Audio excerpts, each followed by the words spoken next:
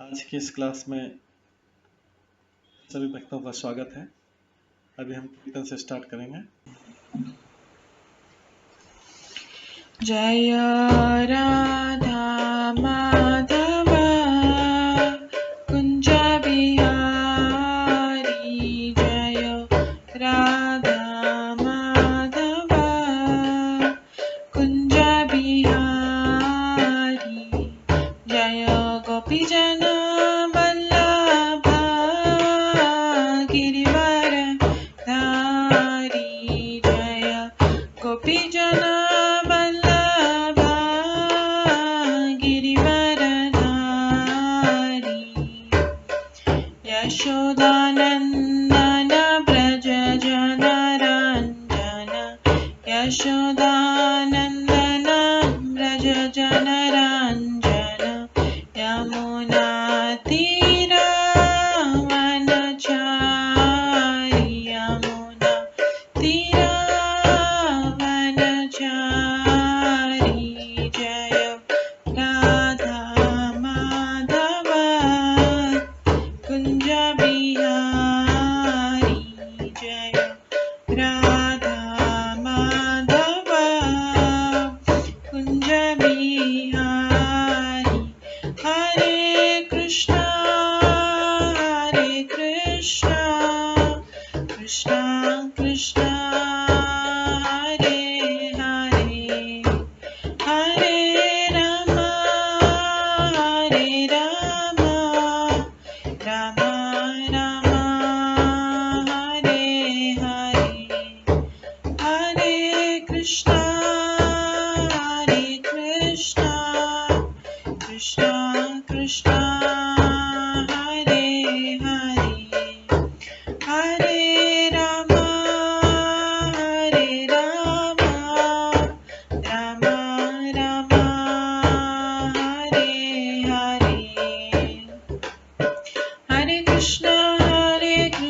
कृष्णा हरे हरे, हरे राम राम राम हरे हरे, हरे कृष्णा कृष्णा कृष्णा हरे हरे, हरे राम राम राम हरे हरे, हरे कृष्णा कृष्णा कृष्णा हरे हरे, हरे राम राम राम हरे हरे, हरे कृष्णा कृष्णा कृष्णा हरे हरे, हरे राम राम राम हरे हरे, हरे कृष्णा कृष्णा कृष्णा हरे हरे, हरे राम राम राम हरे हरे, जय राधा माधव राधे, जय राधा गोविंद राधे, जय गौरनताय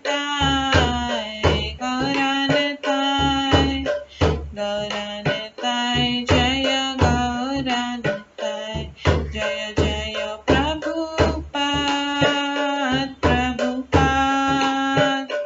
प्रभुपाद जय जय प्रभुपाद, जय जय गुरुदेव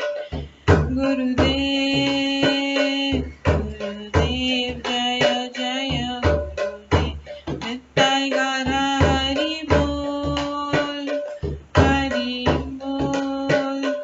हरि बोल नित्य गौर हरि बोल, गौर प्रेमानंदे हरि हरि बोल। हरे कृष्णा। आज की इस क्लास में सभी भक्तों का स्वागत है।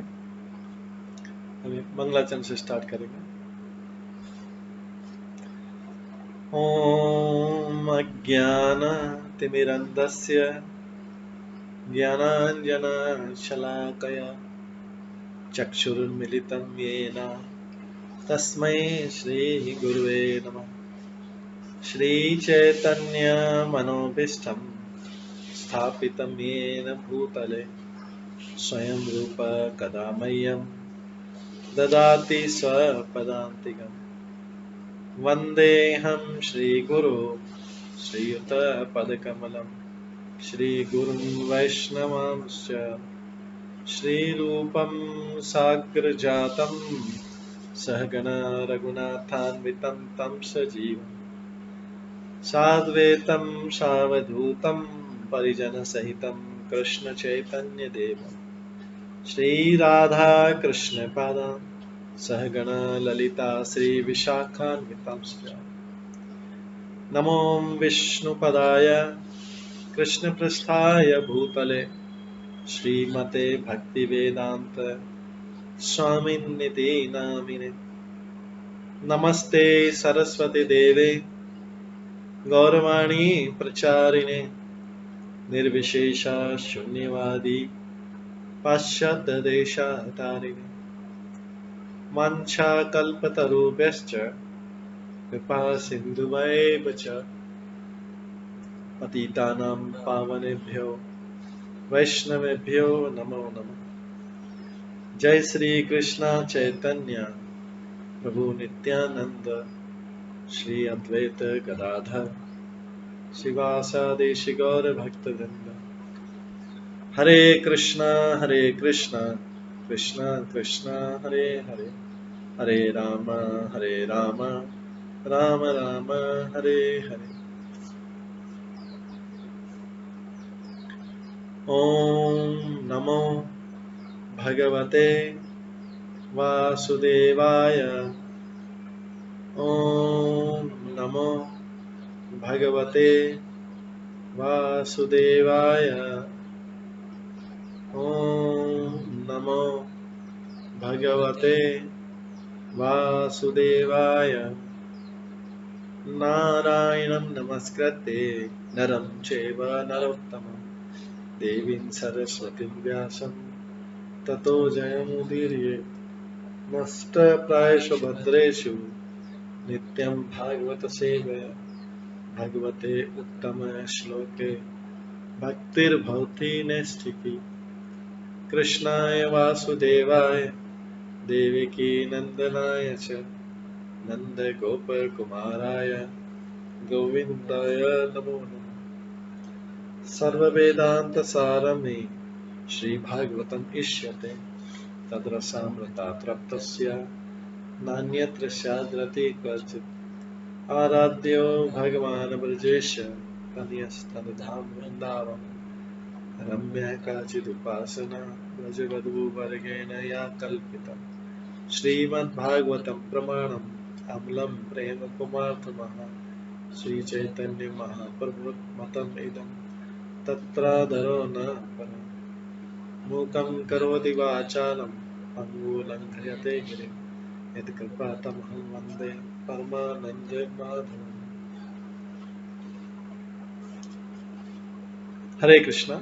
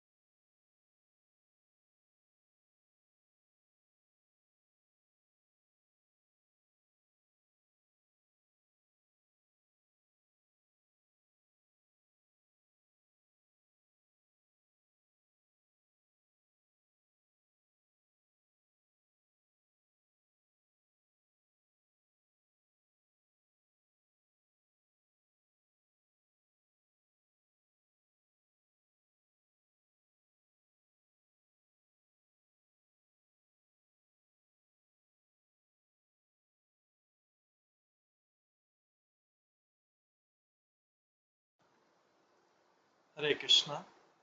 आज की इस क्लास में सभी भक्तों का स्वागत है।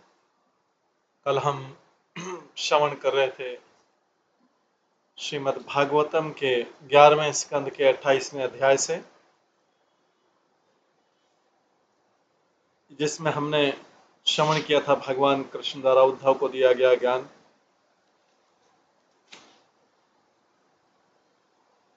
इसमें भगवान ने कहा था कि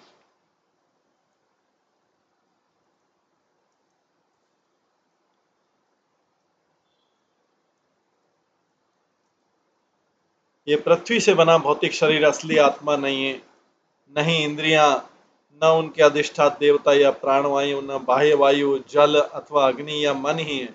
ये तो सब मात्र पदार्थ हैं। इस तरह न तो मनुष्य की बुद्धि, न भौतिक चेतना, न अहंकार, नहीं आकाश या पृथ्वी के तत्व, नहीं इंद्रिय अनुभूति के विषय, न भौतिक साम्य आदि की अवस्था कोई आत्मा की वास्तविक पहचान माना जा सकता। इसके बाद हमने श्रवण किया था, भगवान स्वयं करें कि जिसने मेरी पहचान भगवान के रूप में कर ली है, उसके लिए इसमें क्या श्रेय रखा है कि उसकी इंद्रियां जो गुणों से उत्पन्न ध्यान में एकाग्र हैं या नहीं है। दूसरी ओर उसमें क्या कलंक लगता है यदि उसकी इंद्रियां चलायमान भी है, क्योंकि तो वैसे ही पूरा मेरे ध्यान में है। निसंदेह इससे सूर्य का क्या बनता बिगड़ता है यदि बादल आते और जाते रहें तो। इसके बाद भगवान बोलते हैं, आकाश अपने में से होकर गुजरने वाली वायु, अग्नि, जल तथा पृथ्वी के विभिन्न गुणों को और उसी के साथ उष्मा तथा शीत के गुणों को भी प्रदर्शित कर सकता है, जो ऋतुओं के अनुसार निरंतर आते जाते रहते हैं। फिर भी आकाश कभी भी इन गुणों के साथ उलझता नहीं है। इस प्रकार परम सत्य सतो, रजो तथा तमोगुण के दूषणों से कभी बंधता नहीं है, क्योंकि वे मिथ्या अहंकार का भौतिक विकार उत्पन्न करने वाले हैं। उसके बाद भगवान कहते हैं, इस पर भी मनुष्य जब तक दृढ़तापूर्वक मेरी भक्ति का अभ्यास करके अपने मन से भौतिक काम वासना के कलमश को पूरी तरह निकाल नहीं फेंकता है, तब तक उसे इन भौतिक गुणों की संगति में सावधानी बरतनी चाहिए, जो मेरी माया शक्ति द्वारा उत्पन्न होते हैं। ये जो सारे भौतिक गुण मेरी माया शक्ति से उत्पन्न होते हैं, और जब तक मनुष्य दृढ़तापूर्वक मेरी भक्ति का अभ्यास करके अपने मन से भौतिक काम वासना के कलमश को पूरी तरह निकाल नहीं फेंकता है, तब तक उसे इन भौतिक गुणों की संगति में सावधानी बरतनी चाहिए। ये भगवान बोल रहे हैं, सारी भौतिक गुण मेरी माया से उत्पन्न होते हैं, और ही वही ये व्यक्ति को जो है अपने में इस जगत में बांधे रखते हैं। जो नवदीक्षित भक्त, नया भक्त है भी, लेकिन अपने को मुक्त समझ लेता है, वह रजोगुण से प्रेरित होकर अपने पद पर गर्व करने लगता है, और इस तरह वो भगवान की असली भक्ति की प्रक्रिया का उपेक्षा करने लगता है। जिस विधि से भगवान की भक्ति करनी चाहिए, उस विधि की उपेक्षा करने लगता है। इसलिए मनुष्य को हमेशा उच्च अधिकारियों के निर्देशन में भगवान की भक्ति में दृढ़ तथा स्थायी होना चाहिए। शास्त्रों में लिखे विधि के अनुसार ही उसे भक्ति करना चाहिए, तभी कृष्ण भावनामृत में प्रगति कर पाना आसान तथा सफल होगा। उसके बाद लिखा जाता है, भगवान बोल रहे हैं, उद्धव को जिस तरह ठीक से उपचार न होने पर रोग फिर से लौट आता है और रोगी को बारंबार कष्ट देता रहता है, उसी तरह यदि मन को विकृत प्रवृत्तियों से पूरी तरह शुद्ध नहीं कर दिया जाता, तो भौतिक वस्तुओं में लिप्त रहने लगता है और अपूर्ण योगी को बारंबार तंग करता है। कभी कभी अपूर्ण योगी की उन्नति पारिवारिक सदस्यों, शिष्यों अथवा अन्यों के प्रति आसक्ति के कारण रुक जाती है, क्योंकि ऐसे लोग इसी प्रयोजन से ईर्ष्यालु देवताओं द्वारा भेजे जाते हैं। किंतु अपनी संचित उन्नति के बल पर ऐसे अपूर्ण योगी अगले जन्म में अपना योगाभ्यास फिर चालू कर देते हैं। ये फिर कभी सकाम कर्म के जाल में नहीं फंसते। उसके बाद सामान्य जीव भौतिक कर्म करता है। भगवान बोल रहे हैं, सामान्य जीव भौतिक कर्म करता है और ऐसे कर्म के फल से रूपांतरित होता जाता है। इस तरह वह विविध इच्छाओं से प्रेरित होकर अपनी मृत्यु तक सकाम करता था। ये श्लोक आज हम पढ़ेंगे। करोति कर्म क्रियते जन्तु केनाप्यशोचोदिता निपतात न तत् तत्र विद्वान् प्रकृतोस्ततोऽपि निवृत्त तृष्णा ससुखानुभूत्या। ये श्रीमद् भागवतम के 19वें स्कंद 11वें स्कंद का 28वां अध्याय का 30वां श्लोक है, जिसमें भगवान बता रहे हैं सामान्य जीव भौतिक कर्म करता है और ऐसे कर्म के फल से ही वो रूपांतरित इस जगत में बार बार रूप बदलता रहता है। कभी मनुष्य का रूप लेता है, कभी कुत्ते का रूप लेता है, कभी बिल्ली का रूप लेता है, कभी सर्प का, कभी शेर का, कभी किसी का, कभी किसी का।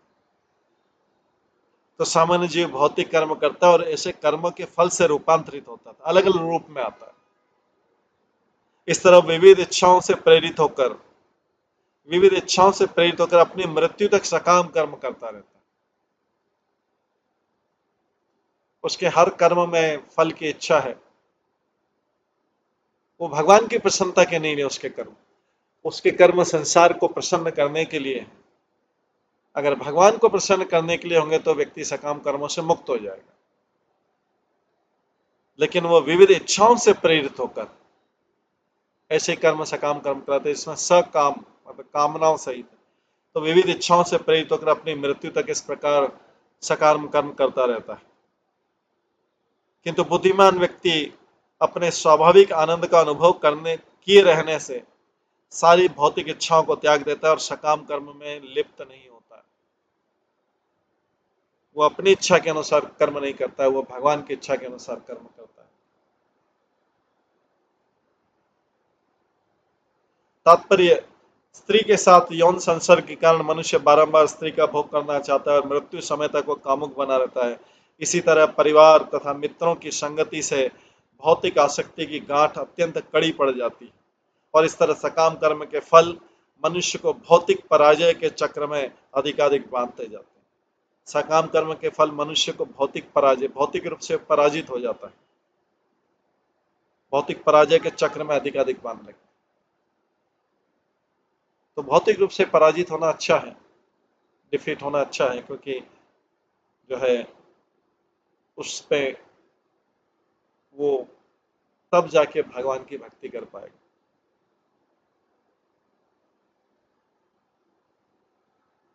ये आगे बोला गया, इस तरह सकाम कर्म के फल मनुष्य को भौतिक पराजय के चक्र में अधिकाधिक बांधते जाते हैं, किंतु अपने हृदय के भीतर भगवान से संपर्क बनाए रखने वाला विद्वान व्यक्ति भौतिक कर्म की चरम निराशा मतलब भौतिक रूप से हारने के बाद तथा अपने पाप कर्मों के कारण अगले जीवन में सुअरी या कुतिया के गर्भ में प्रवेश करने वाले खतरों से परिचित रहता है। जो भौतिक रूप से हार गया है तो उसे ये तो पता रहता है कि भौतिक की कर्म की ये चरम निराशा है, तथा उससे ये पता रहता है, वो सावधान रहता है कि अपने पाप कर्मों के कारण अगले जीवन में सूरी या कुतिया के गर्भ में प्रवेश करने की खतरे से परिचित रहता है। जो व्यक्ति आत्म साक्षात्कार को प्राप्त है वो अपने को जगत का भोक्ता नहीं मानता, प्रत्युत संपूर्ण ब्रह्मांड की शक्ति का एक नगण्य विस्तार मात्र मानता है और अपने को तो भगवान का विनीत सेवक मानता है। तो इस तरह सकाम कर्म के फल मनुष्य को भौतिक पराजय के चक्र में बांधते। तिष्ठान्तरमासिनमुत्व्रजन्तम् शयानमक्षन्तम् अदन्तमन्नम्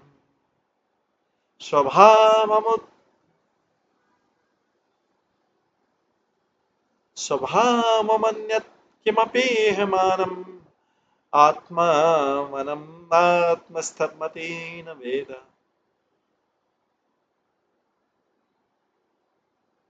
बुद्धिमान व्यक्ति जिसकी चेतना जो है, बुद्धिमान व्यक्ति जिसकी चेतना आत्मा में स्थित है, मतलब उसकी चेतना भी शुद्ध है, क्योंकि आत्मा भी शुद्ध है। तो बुद्धिमान व्यक्ति जिसकी चेतना आत्मा में सिद्ध है अपनी शारीरिक क्रियाओं पर भी ध्यान नहीं दे पाता। खड़े बैठे चलते लेटे मूत्र त्याग करते भोजन करते अन्य शारीरिक कार्य करते हुए भी वह समझता है कि शरीर तो अपने स्वभाव के अनुसार कार्य कर रहा है, लेकिन मैं तो वास्तव में आत्मा हूं।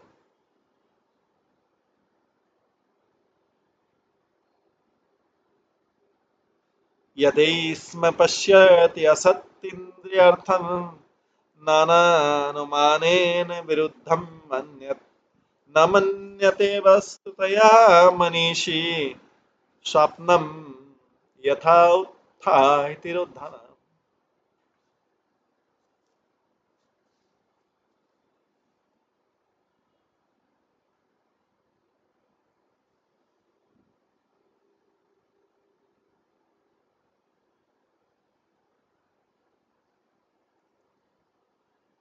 यद्यपि स्वरूप सिद्ध आत्मा कभी कभी स्वरूप सिद्ध आत्मा भी कभी कभी अशुद्ध वस्तु या कर्म को देख सकता है। कभी यद्यपि स्वरूप सिद्ध आत्मा भी कभी कभी अशुद्ध वस्तु या कर्म को देख सकता है, किंतु इसे सत्य नहीं मानता।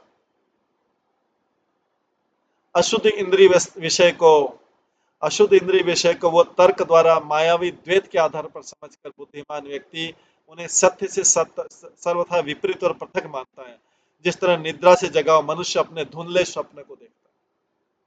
तो जो स्वरूप सिद्धि व्यक्ति होता है कई बार अशुद्ध वस्तु भी देखता है, अशुद्ध कर्म भी देखता है इस संसार में, लेकिन उसे सत्य नहीं मानता। और वो कैसे समझता है इसको? ये अशुद्ध इंद्रिय विषयों को तर्क द्वारा मायावी के भौतिक द्वैत पर आधारित, ये सब माया के द्वैत के कारण आधारित अशुद्ध कर्म और अशुद्ध व्यक्ति है और अशुद्ध वस्तु, उसको ये मायावी भौतिक द्वैत पर आधार पर समझता है कि माया की लीला है।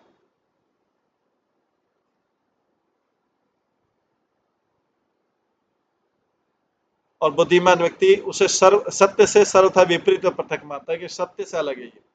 वो देखता भी अशुद्ध कर्म क्या है, अशुद्ध व्यक्ति क्या है, अशुद्ध वस्तु क्या है, लेकिन वो उसको सत्य नहीं मानता। अशुद्ध इंद्रिय विषय को तर्क द्वारा वो अपने को तर्क दे के मायावी भौतिक द्वैत पर आधारित समझता है इसको, कि भगवान के माया के बेस पे ये हो रहा है सारा। और बुद्धिमान व्यक्ति उसे सत्य से सर्वथा विपरीत मानता और पृथक मानता है अपने से। जिसे निद्रा से जगा मनुष्य अपने धुंधले स्वप्न को देखता है। मनुष्य जिसे उठते से स्वप्न को रिजेक्ट कर देता है।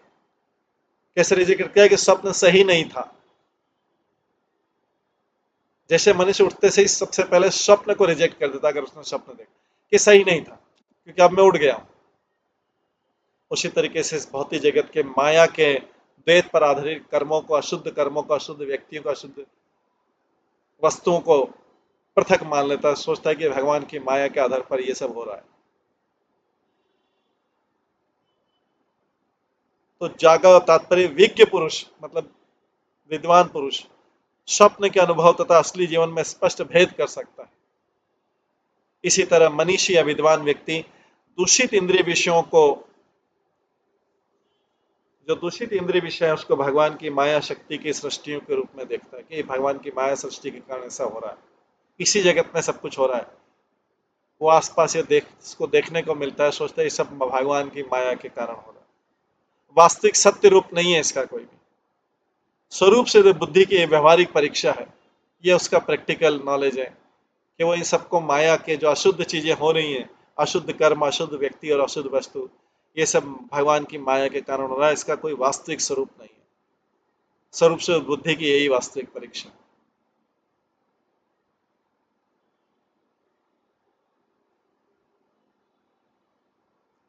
पूर्वं गृहीतं गुणकर्म चित्रम् अज्ञानमात्मनि अविविक्तमंग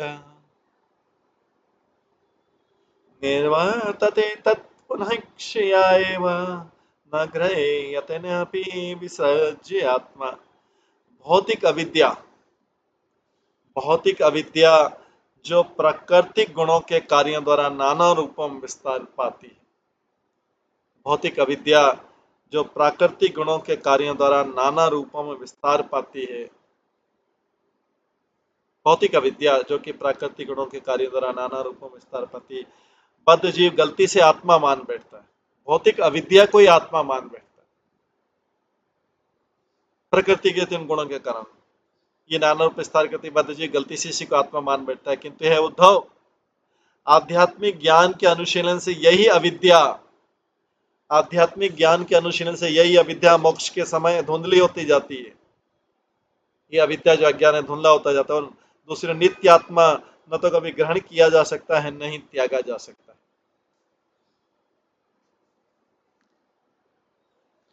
तात्पर्य यहाँ पर इस बात पर बल दिया गया है कि नित्य आत्मा न तो कभी ग्रहण किया जा सकता है या भौतिक उपाधि की तरफ मर दिया जाता है, नहीं इसे कभी त्यागा जा सकता है। जैसा कि भगवत गीता में कहा गया, आत्मा शाश्वत रूप से वही रहता है, उसमें कोई परिवर्तन नहीं आता है, किंतु प्रकृति के गुण मनुष्य के पूर्व कर्म के अनुसार स्थूल भौतिक शरीर तथा सूक्ष्म मन की रचना करते हैं। प्रकृति के गुण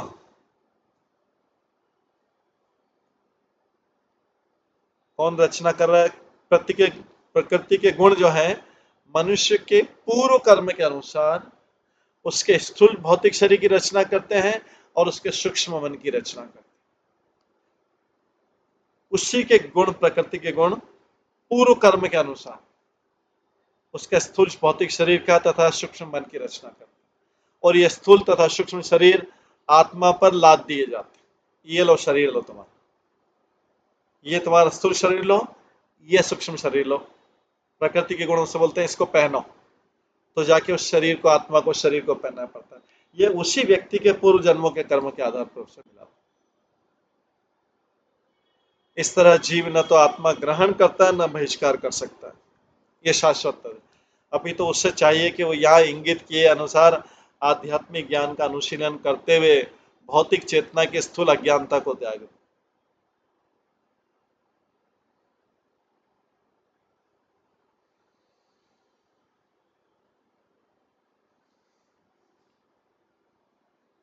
यथा हि भानोदयानृचक्षुषां तमानि हन्त्या न तु सत् विद्यते, एवं समीक्षा निपुणा सती में अन्यात्मस्त्रम पुरुषस्य बुद्धे।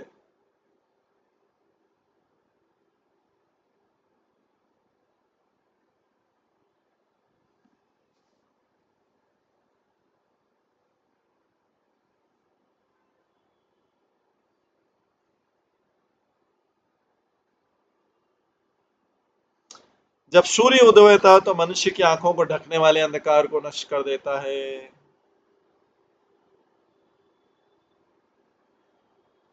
जब सूर्य उदय होता है तो मनुष्य की आंखों को ढकने वाले अंधकार को नष्ट कर देता है, किंतु वह उन वस्तुओं को उत्पन्न नहीं करता जिन्हें मनुष्य अपने समक्ष देखते हैं।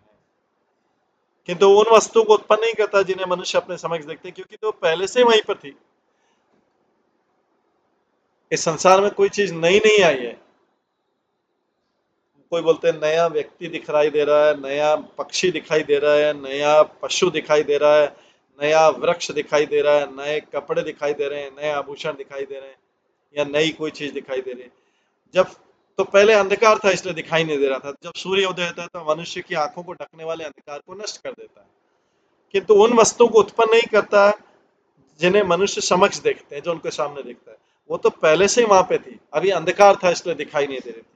इसलिए मेरी शक्तिशाली तथा यथार्थ अनुभूति, इसलिए मेरी शक्तिशाली, भगवान बोल रहे मेरी शक्तिशाली तथा यथार्थ अनुभूति मनुष्य की असली चेतना को ढकने वाले अंधकार को नष्ट कर देगी। मेरी शक्तिशाली और यथार्थ की अनुभूति।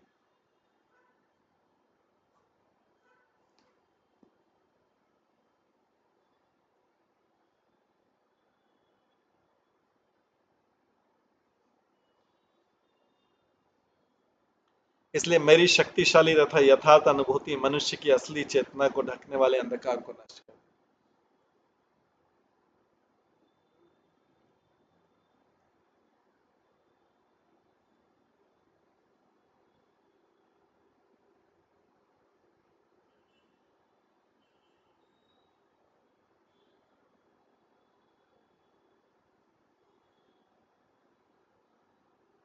इसलिए भगवान बोल रहे मेरी शक्तिशाली तथा यथार्थ अनुभूति, मेरा जो अनुभव, मेरा साक्षात्कार मनुष्य की असली चेतना को ढकने वाले अंधकार को नष्ट कर देगी।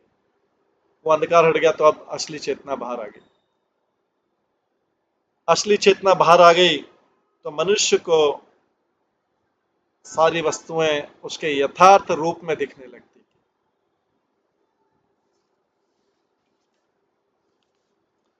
एष स्वयं ज्योतिर्जो प्रेमयो, एष स्वयं ज्योति अज प्रेम महानुभूति सकल अनुभूति, एक अद्वितीय वचसां विरामे येन ईशिता कसव चरन्ति। परमेश्वर स्वतः प्रकाशित है, परमेश्वर स्वतः प्रकाशित है, अजन्मा है तथा अप्रमेय है। परमेश्वर स्वतः प्रकाशित है, अजन्मा है और अप्रमेय मतलब उनको मापा नहीं जा सकता। वे शुद्ध दिव्य चेतना है, परमेश्वर शुद्ध दिव्य चेतना है और हर वस्तु का अनुभव करते हैं। वे अद्वितीय हैं और जब सब सामान्य शब्द काम करना बंद कर देते हैं तभी उनकी अनुभूति होती है। उनके द्वारा वाक्य शक्ति तथा प्राणों को गति प्राप्त होती है। उनके द्वारा वाक्य शक्ति तथा प्राणों को गति प्राप्त होती है। तात्पर्य, परमेश्वर आत्म प्रकाशित है, आत्म अभिव्यक्त है, जबकि व्यष्टि जीव उन्हीं के द्वारा प्रकट होता है। भगवान अजन्मा है किंतु जीव भौतिक उपाधियों के आवरणों के कारण बद्ध जीवन में जन्म लेता है।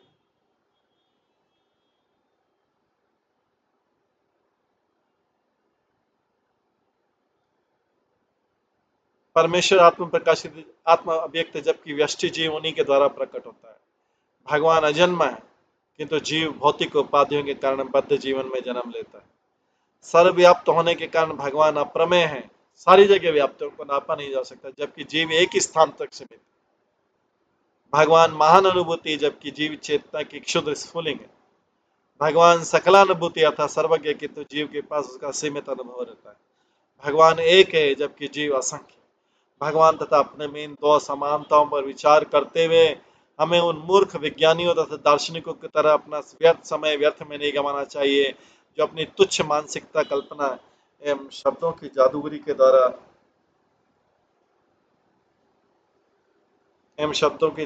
के द्वारा विश्व के उद्गम को ढूंढने के लिए संघर्ष करते रहते हैं। यद्यपि भौतिक शोध कार्य द्वारा भौतिक प्रकृति के कुछ स्थूल नियमों का पता लगाया जा सकता है, किंतु ऐसे तुच्छ प्रयासों से परम सत्य को प्राप्त करने की आशा नहीं की जा सकती है।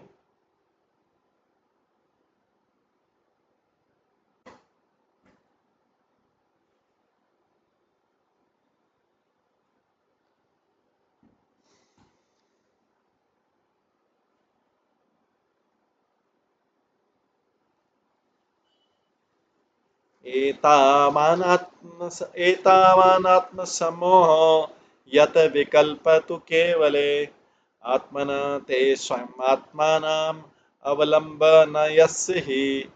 आत्मा में जो ऊपरी द्वैत अनुभव किया जाता है, जो हम इस संसार की ड्युअलिटी देखते हैं, जो संसार में आत्मा में जो भी ऊपरी द्वैत अनुभव किया जाता है वो केवल मन का संशय, मन का डाउट है। दरअसल अपने ही आत्मा से पृथक ऐसे कल्पित द्वैत के ठहर पाने का कोई आधार नहीं है। ये मन का संशय, क्योंकि मन आत्मा से अलग होकर कुछ कल्पना करता है, मन आत्मा से अलग होकर कुछ कल्पना करता है, इसलिए मन को डाउट रहता है, मन हमेशा डाउटफुल रहता है। क्यों? क्योंकि आत्मा से कल्पना, आत्मा तो शाश्वत चीजों को देखती, लेकिन मन के कारण भ्रमित हो जाती क्योंकि मन घेरे हुए। आत्मा में इसलिए जो भी ऊपरी द्वैत अनुभव किया जाता है वो केवल मन का संशय है, मन का डाउट। दरअसल अपने से ही पृथक ऐसे कल्पित द्वैत के ठहर पाने का कोई आधार नहीं। मन आत्मा से अलग होकर अपनी कुछ कल्पना करता रहता। तात्पर्य जैसा कि पिछले श्लोक 33 में बताया जा चुका है, शाश्वत आत्मा न तो ग्रहण किया जाता है, नहीं लुप्त होता है, क्योंकि हर जीव एक नित्य सत्य है। विकल्प या द्वैत इस झूठे विचार का द्योतन करता है कि आत्मा अंततः स्थूल शरीर या सूक्ष्म मन के रूप में पदार्थ से निर्मित। इसलिए मूर्ख व्यक्ति भौतिक शरीर या मन को आत्मा का मूल घटक मानते हैं। इसलिए मूर्ख व्यक्ति भौतिक शरीर या मन को आत्मा का मूलभूत घटक मानते हैं। वस्तुतः मूर्ख व्यक्ति जो है सोचते हैं कि शरीर या मन से आत्मा उत्पन्न हुआ। वस्तुतः जीव शुद्ध आत्मा है, इसमें पदार्थ तो लेश मात्र भी नहीं रहता है। जीव तो शुद्ध आत्मा, जीव वास्तव में शुद्ध आत्मा। लोग समझते हैं शरीर और मन से आत्मा उत्पन्न होता है, जबकि वस्तुतः जीव शुद्ध आत्मा है शुरू से ही, वो उसमें पदार्थ तो लेश मात्र भी नहीं रहता है। फलस्वरूप मिथ्या अहंकार जो कि पदार्थ के साथ झूठी पहचान से उत्पन्न होता है, मनुष्य इस भौतिक जगत के पदार्थों से अपनी झूठी पहचान करता है, उसके कारण मिथ्या अहंकार उत्पन्न होता है। और ये भ्रामक पहचान है, ये शुद्ध आत्मा पर आरोपित हो जाती है, शुद्ध आत्मा उससे ढक जाता है। और इसके कारण क्या होता है? अहम का भाव अर्थात अपनी व्यक्तिगत पहचान का भाव आत्मा से आता है, क्योंकि ऐसी आत्म जागरूकता के लिए अन्य कोई संभव आधार नहीं। मनुष्य अपने अहंकार के झूठे भाव का अध्ययन करके यह समझ सकता है कि शुद्ध अहंकार भी, जिसे हम ब्रह्मास्मि कहते हैं, शब्दों द्वारा व्यक्त किया जाता है। इस तरह यह भी समझा जा सकता है कि परमात्मा अर्थात भगवान है, जो हर वस्तु का सर्वज्ञ नियंता है। कृष्ण भावना में ऐसी समझ पूर्ण ज्ञान को जन्म देती है, जैसा कि भगवान द्वारा यहाँ पर बतलाया।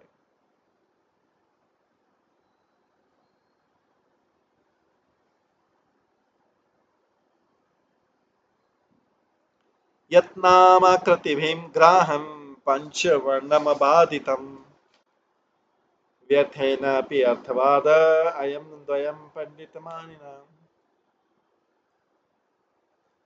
5 भौतिक तत्वों का द्वैत, ये 5 भौतिक तत्वों का जो द्वैत है, केवल नामों और रूपों में ही देखा जाता है।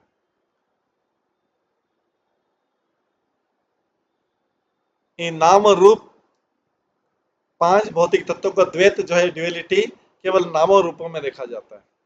जो लोग कहते हैं कि द्वैत असली, वे छद्म पंडित हैं, धोखेबाज पंडित हैं, विद्वान, और वस्तुतः बिना आधार के व्यर्थ के तरह तरह के सिद्धांत और तर्क प्रस्तावित करते हैं।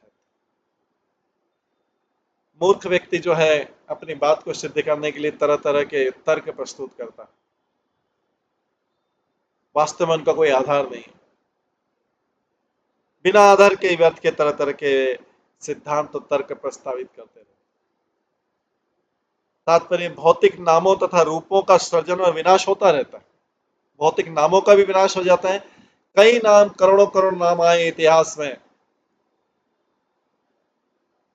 जो आध्यात्मिक नाम थे, आध्यात्मिक संबंध थे, उनके नाम तो रह गए, बाकी सब डूब गए। किसी भी व्यक्ति से पूछा जाए कि उसके परदादा या परदादा के पिता का नाम क्या था, या परदादा परदादा के नाना का नाम क्या था, या परनाना के पिताजी का नाम क्या था, वो नहीं बता पाएगा। उसी के वंश, उसी से 4 पीढ़ी पहले, वो बता नहीं पाएगा, डूब गए सारे नाम। तो भौतिक नामों और रूपों का सृजन, वो रूप भी डूब गए, वो नाम भी डूब गए।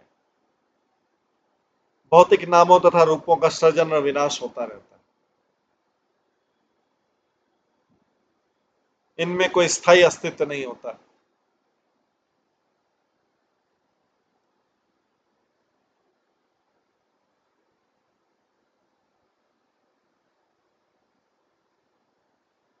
भौतिक नामों तथा रूपों का सृजन और विनाश होता रहता है। इनका कोई स्थायी अस्तित्व नहीं होता।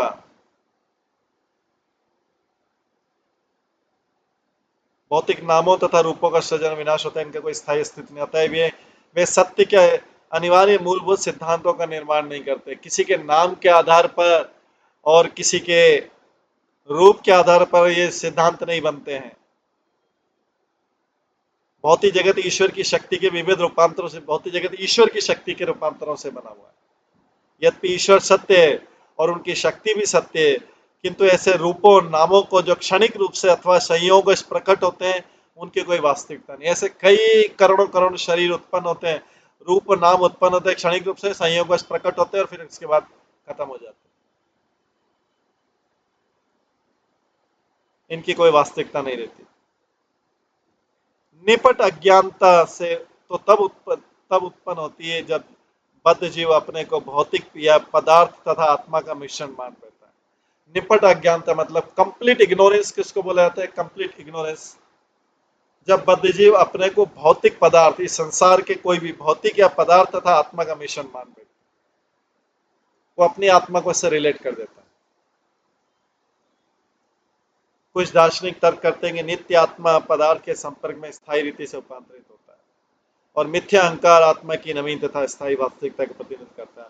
श्री जीव गोस्वामी उत्तर देते हैं कि आत्मा तो भगवान की चेतन पराशक्ति है।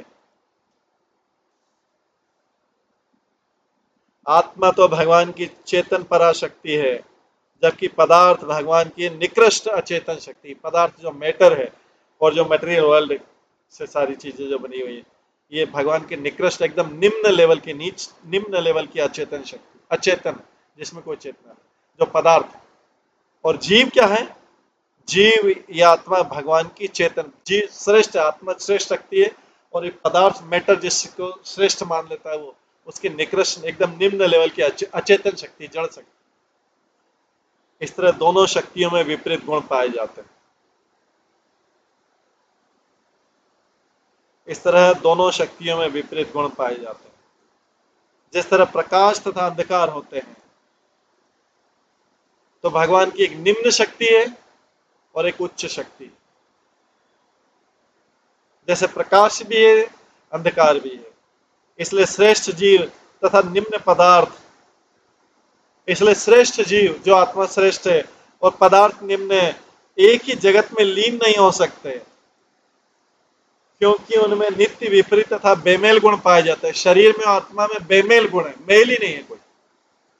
शरीर आत्मा में फिर भी बना दिया गया है, और ये पदार्थ तथा आत्मा के मिश्रण का व्यामोह मोह कहलाता है। यह मिथ्या अहंकार के रूप में विशेष प्रकट होता है, जो माया द्वारा निर्मित विशेष भौतिक शरीर या मन के साथ अपनी पहचान बना। ये बेमेल है दोनों, आत्मा और शरीर। इनको बना दिया गया क्योंकि व्यक्ति की इच्छा थी, उसके पूर्व जन्मों की उसकी इच्छा थी कि ऐसा बना दिया जाए मुझे, जिस समय संसार को भोग। तो एक बेमेल कॉम्बिनेशन बना दिया गया। यह मिथ्या अहंकार के रूप में विशेष प्रकट होता है, जो माया द्वारा निर्मित विशेष भौतिक शरीर और मन के साथ, और ये माया के साथ अपनी पहचान बना लेता है संसार। स्पष्ट है कि जो विज्ञानी या दार्शनिक निपट अज्ञान में, एकदम अज्ञान में धंसे हुए हैं, वे असली विज्ञानी तथा दार्शनिक नहीं हो सकते।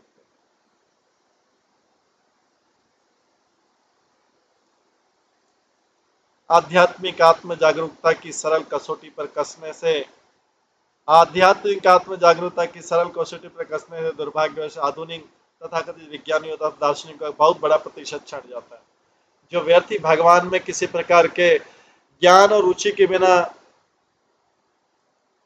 ये अज्ञानी लोग व्यर्थ ही भगवान में किसी प्रकार के ज्ञान में नहीं है और भगवान में किसी प्रकार का रुचि में नहीं है, उनकी भौतिक शक्ति में अपनी टांग अड़ाते रहते।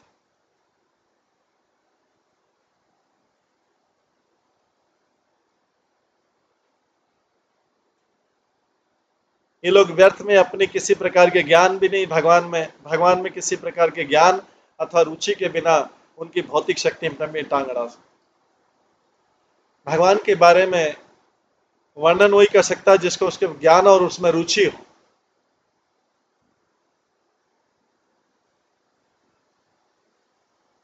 योगिनो अपक्व योगस्य युञ्जतः काय उत्थिते उपसर्गे विहन्येत तत्र तत्रायम विहित विधि। अपने अभ्यास में अभी तक परिपक्व न होने वाले प्रयत्नशील योगी का शरीर, अपने अभ्यास में अभी तक परिपक्व न होने वाले, जो अपने अभ्यास में, जो अपनी साधना में, जो अपने प्रैक्टिस में मैच्योर नहीं है, अपने अभ्यास में अभी तक परिपक्व न होने वाले प्रयत्नशील योगी का शरीर कभी कभी विविध उत्पातों की चपेट में आ सकता है। वो कई बार उत्पात कर सकता है क्योंकि अभी मैच्योर नहीं हुआ है। उसका शरीर कभी कभी विविध उत्पातों की चपेट में आ जाता है। अतः उसके लिए निम्नलिखित विधि संस्तुत की जाती है, उसके लिए निम्नलिखित विधि रिकमेंडेड की गई, निम्नलिखित विधि रिकमेंड की गई जो नीचे आएगी। तो तात्पर्य, ज्ञान के अनुशीलन की विधि का वर्णन कर चुकने के बाद आप भगवान उस योगी को आदेश दे रहे हैं जिसका शरीर रोग अथवा अन्य व्यवधानों के कारण विचलित हो जाता है। जो कनिष्ठ योगी शरीर तथा शारीरिक आसनों के प्रति आसक्त रहते हैं, प्राय अपने साक्षात्कार में अधूरे रहते हैं, अतः भगवान उनकी कुछ सहायता करना चाहते हैं। योग धारणाय कांचित आसने धारणान्विते तपः मंत्र औषधे कांचित उपसर्गानां विनिर्दहेत। इनमें से कुछ व्यवधानों को योगिक ध्यान द्वारा या शारीरिक आसनों के द्वारा, जिनका अभ्यास प्राणायाम में एकाग्रता के साथ किया जाता है, दूर किया जा सकता है। इनमें से कुछ व्यवधानों को यौगिक ध्यान द्वारा या शारीरिक आसनों के द्वारा, जिनका अभ्यास प्राणायाम में एकाग्रता के साथ किया जाता है, दूर किया जाता है। अन्य व्यवधानों को विशेष तपस्याओं, मंत्रों या जड़ी बूटियों से बनी औषधियों से दूर किया जा सकता है। तो कुछ व्यवधानों को यौगिक ध्यान और शारीरिक आसनों के द्वारा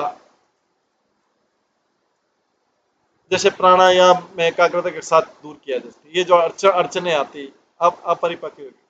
और कुछ अन्य व्यवधानों को विशेषकर तपस्याओं, मंत्रों या जड़ी बूटियों से बनी औषधियों से द्वारा दूर किया जा सकता है।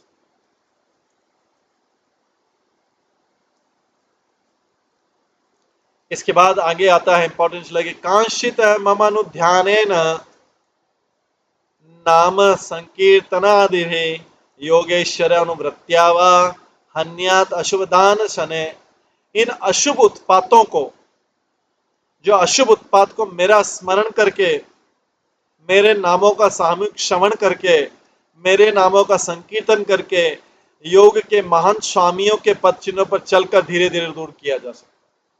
तो हमारे जीवन में से कई अशुभ उत्पात आते रहते हैं, तो भगवान बोल रहे हैं इन अशुभ उत्पातों को मेरा स्मरण करके, मेरे नामों का सामूहिक श्रवण करके, मेरे नाम का संकीर्तन करके और योग के महान स्वामियों के पद चिन्ह पर चल करके इन अशुभ उत्पातों को धीरे धीरे दूर किया जा सकता।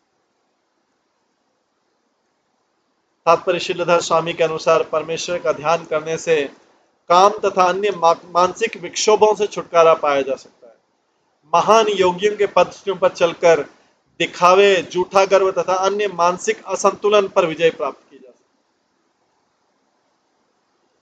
महान योगियों के पद चिन्ह पर दिखावे, झूठा गर्व तथा अन्य मानसिक असंतुलन पर विजय प्राप्त की जा सकती है। ये उत्पाद जो होते हैं, अशुभ उत्पाद, मानसिक असंतुलन से होते हैं।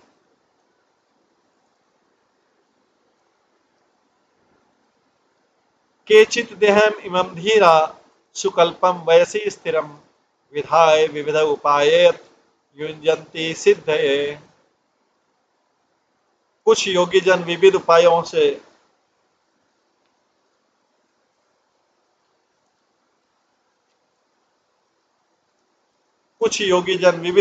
से शरीर को रोग तथा वृद्धावस्था से मुक्त कर लेते हैं।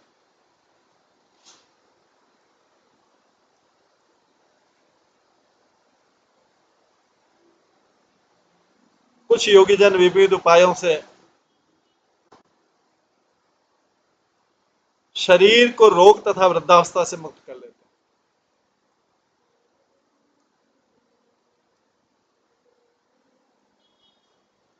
और उसे स्थायी रूप से तरुण बनाए रखते हैं। इस तरह वे भौतिक योग सिद्धियां पाने के उद्देश्य से योग में प्रवृत्त होते हैं। वो योग में इसलिए आ रहे हैं कि उनको भौतिक योग सिद्धियां चाहिए।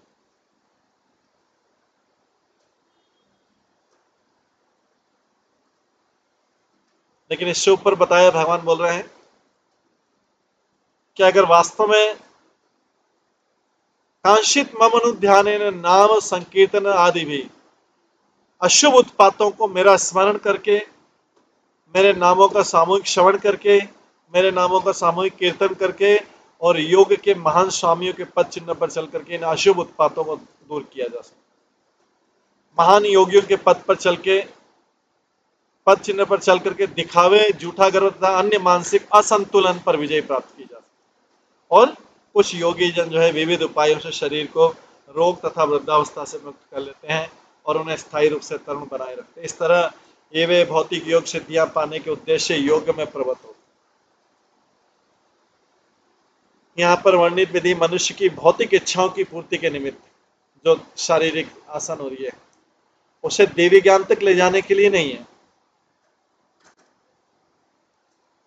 इसलिए श्री भक्ति श्री ठाकुर के अनुसार इस विधि को भगवान की भक्ति, जो भौतिक इच्छाओं की पूर्ति के लिए, उसको भगवान की भक्ति नहीं बोला जा सकता है। ऐसी समस्त योग सिद्धियों के बावजूद भौतिक शरीर तो अंततः मर जाता है। सारी योग सिद्धियों के बावजूद, सारी भौतिक योग सिद्धि के बावजूद भौतिक शरीर तो मर जाता है।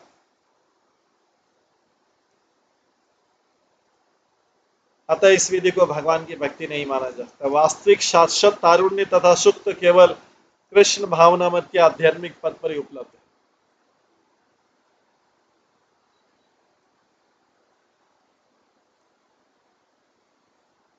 इसके बाद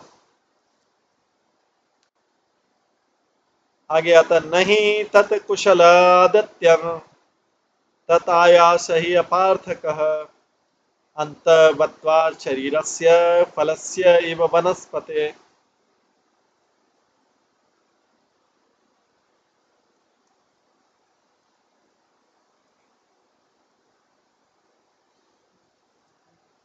जो लोग दिव्य ज्ञान में पटु हैं, एक्सपर्ट हैं, जो लोग दिव्य ज्ञान में एक्सपर्ट हैं, वे इस योग की शारीरिक सिद्धि को अत्यधिक महत्व नहीं देते। दरअसल वे ऐसी सिद्धि के लिए किए गए प्रयास को व्यर्थ मानते हैं। दरअसल वे ऐसी सिद्धि के लिए किए गए प्रयास को व्यर्थ मानते हैं, क्योंकि आत्मा तो वृक्ष के सदृश स्थायी है, किंतु शरीर तो वृक्ष के फल की तरह विनाशशील है।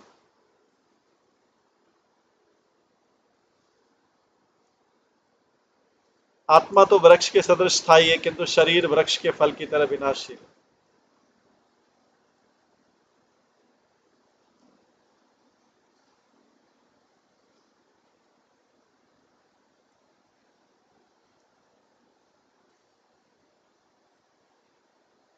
तात्पर्य यहाँ एक वृक्ष का उदाहरण दिया गया जिसमें ऋतु आने पर फल लगते हैं।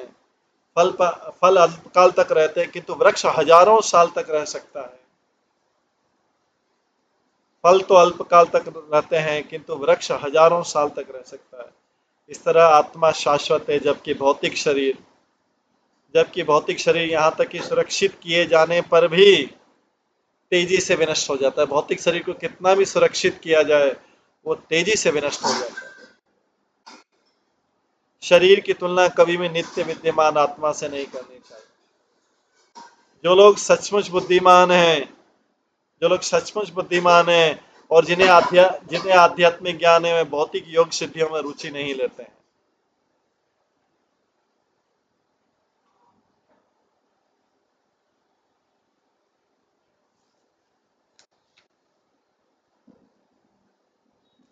तो आत्मा तो वृक्ष के सदस्य स्थायी, किंतु शरीर जो है वृक्ष के फल की तरह विनाशशील है। जैसे वृक्ष तो हजारों साल तक रहता है, लेकिन फल बार बार आते जाते रहते हैं। उसी तरह आत्मा शाश्वत है, जबकि भौतिक शरीर यहाँ तक कि सुरक्षित किए जाने पर भी तेजी से विनष्ट हो जाता है। आगे योगम निशवतो नित्यम, योगम निषेवतः नित्यम काय चेत कल्पताम यात तत श्रद्धयात्मा मतिमान योगमुत्सजय मत पर। यद्यपि योग की विभिन्न विधियों से शरीर तथा सुधर सकता है, यद्यपि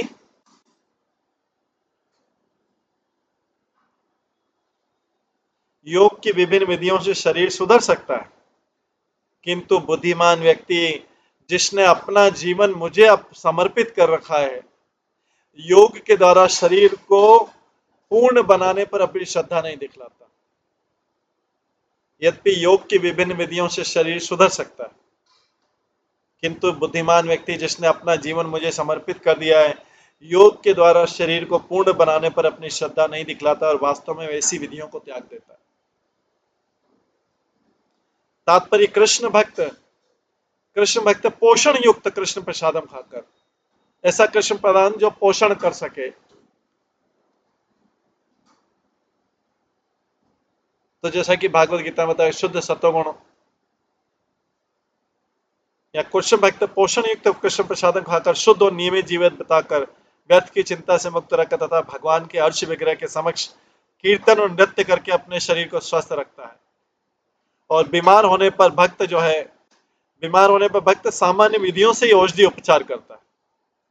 जैसी सामान्य विधि होती है उससे औषधि उपचार करता है, किंतु उसके आगे तथाकथित योग अभ्यास के नाम पर शरीर में अपने मन को लगाए रखने की आवश्यकता तक नहीं पहुंच पाता। अंततः मनुष्य को विधाता द्वारा निर्धारित भाग्य को स्वीकार करना चाहिए।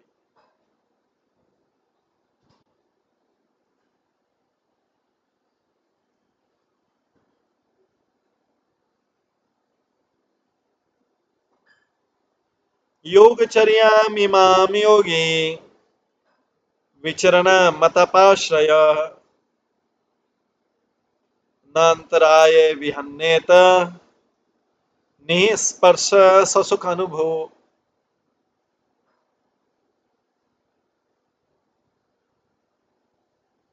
ये इस अध्याय का अंतिम श्लोक है ज्ञान योग का। 28वें अध्याय का। इसके बाद भक्ति योग का अध्याय शुरू होगा। तो इस अध्याय में अंत में भगवान बोल रहे हैं, योगचर्याम इमाम योगी विचरण मत उपाश्रय न अंतराय विहन्नेत निस्पर्श स्वसुख अनुभव। जिस योगी ने मेरी शरण ग्रहण कर ली है वो लालसा से मुक्त रहता है, क्योंकि वह भीतर ही भीतर आत्मा के सुख का अनुभव करता है। इस तरह इस योग विधि को संपन्न करते हुए कभी विघ्न और बाधाओं से पराजित नहीं होता है। विघ्न बाधाएं आती है उसके जीवन में, लेकिन वो उससे पराजित नहीं होता है, क्योंकि जैसा बताया गया विघ्न और बाधाएं वो बुद्धिमान व्यक्ति जो समझता है कि विघ्न बाधाएं जो हैं ये भगवान की माया का प्रभाव है, ये विघ्न और बाधाएं जो आ रही है भगवान की माया का प्रभाव है।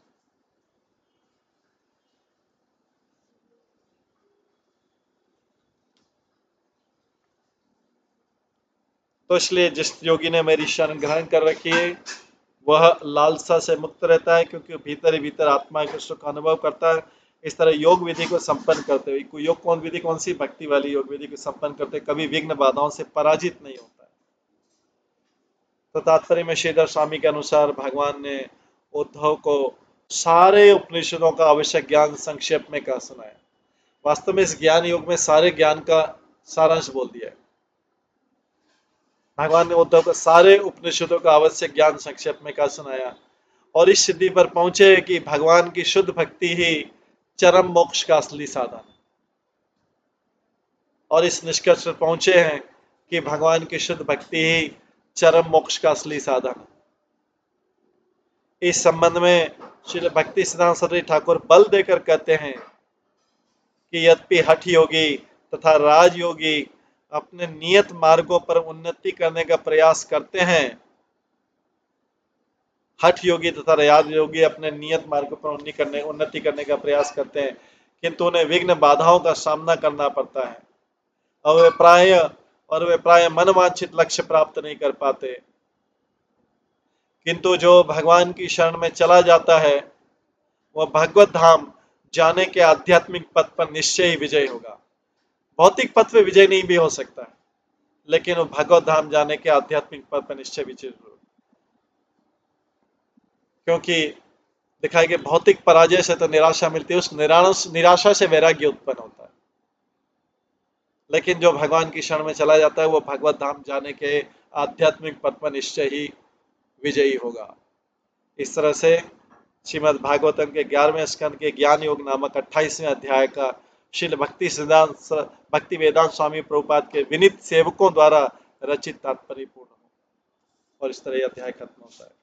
इसके बाद कल से हम भक्ति योग वाला अध्याय करेंगे। ये जैसा भागवत गीता में है ऐसे उद्धव गीता में भी ये सारे बताए, भागवत गीता के समान ही उद्धव गीता में बताए।